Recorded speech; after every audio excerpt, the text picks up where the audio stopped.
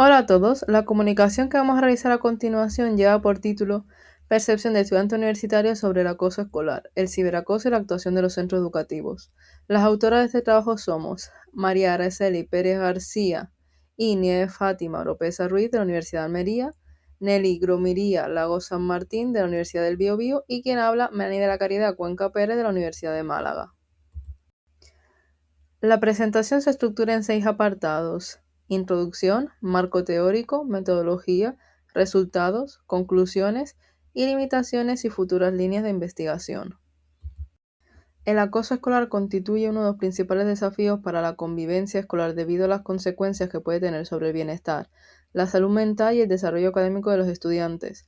Según la OMS, aproximadamente 1 de cada 3 estudiantes ha sufrido acoso escolar en algún momento de su vida. Además, en los últimos años ha cobrado especial relevancia el ciberacoso, una modalidad que se produce a través de medios digitales y que presenta características que dificultan su detección y control.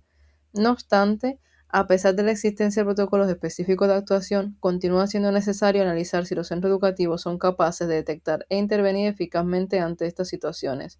Por ello, el objetivo de este estudio fue conocer la percepción de estudiantes universitarios sobre el acoso escolar, el ciberacoso y la actuación de los centros educativos. Para comprender este fenómeno es importante diferenciar el acoso escolar de otros conflictos que puedan surgir entre estudiantes. El acoso escolar se caracteriza por la repetición de conductas agresivas, el daño causado a la víctima y la intencionalidad. Sin embargo, el elemento fundamental es el desequilibrio de poder entre agresor y víctima, ya que permite distinguir una situación de acoso escolar de un conflicto puntual entre iguales. Este desequilibrio puede ser físico, psicológico o social. Por su parte, el ciberacoso comparte muchas de estas características, pero presenta particularidades propias al desarrollarse mediante tecnologías digitales.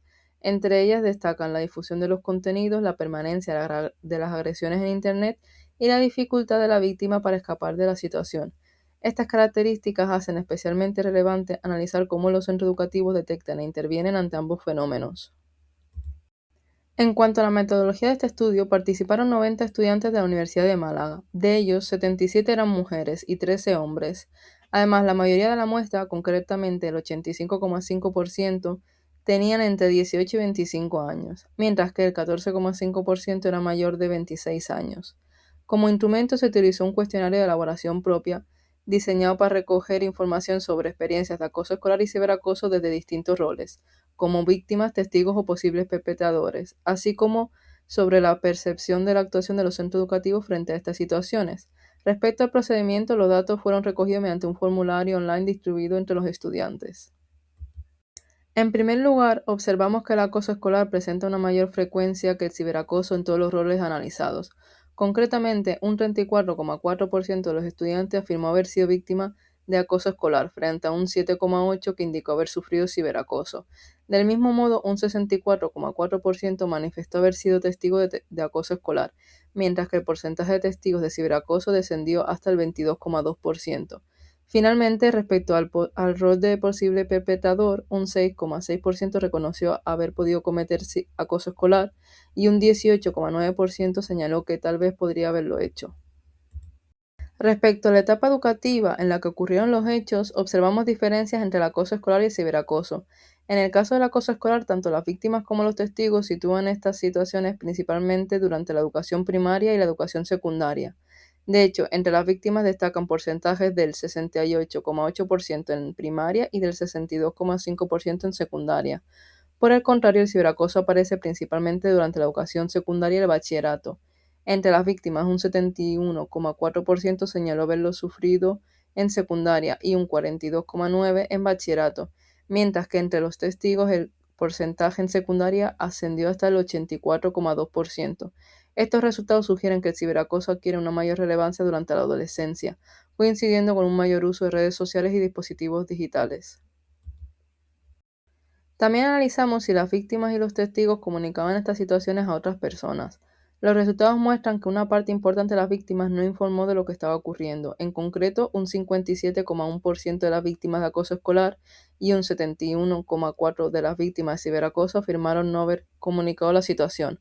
Por el contrario, los testigos mostraron una mayor tendencia a informar sobre estos hechos. Un 76,3% de los testigos de acoso escolar comunicó la situación a otra persona, mientras que en el caso de ciberacoso este porcentaje fue del 45,8%.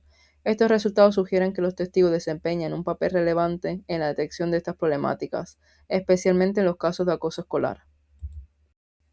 Cuando las víctimas comunicaban la situación, recurrían principalmente a sus padres. De hecho, el 79,2% de las víctimas de acoso escolar y el 60% de las víctimas de ciberacoso señalaron haber informado a sus progenitores.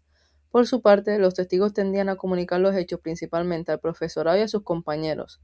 En los casos de acoso escolar, un 63% informó a un profesor y un 59,7% a un compañero.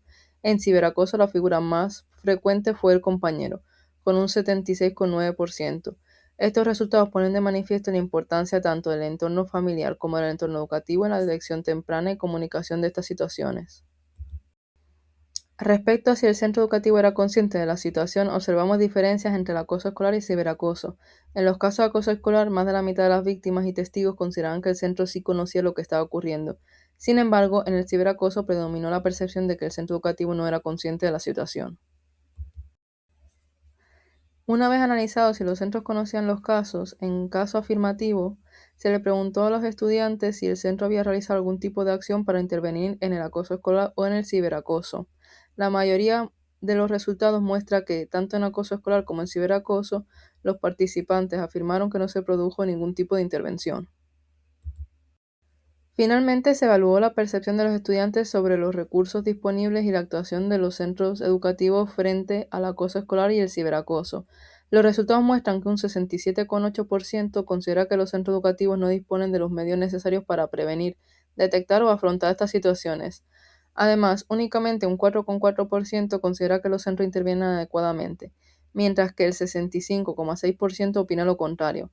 Estos resultados reflejan una percepción mayoritariamente negativa sobre la capacidad de los centros educativos para responder de forma eficaz ante estas problemáticas y ponen de manifiesto la necesidad de reforzar los recursos y las estrategias de intervención.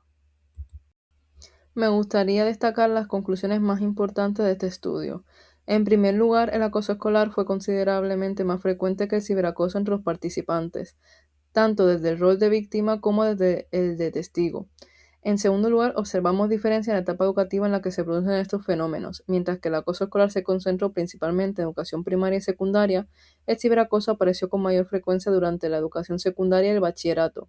En tercer lugar, una proporción importante de las víctimas afirmó no haber comunicado la situación a ninguna persona, especialmente en los casos de ciberacoso.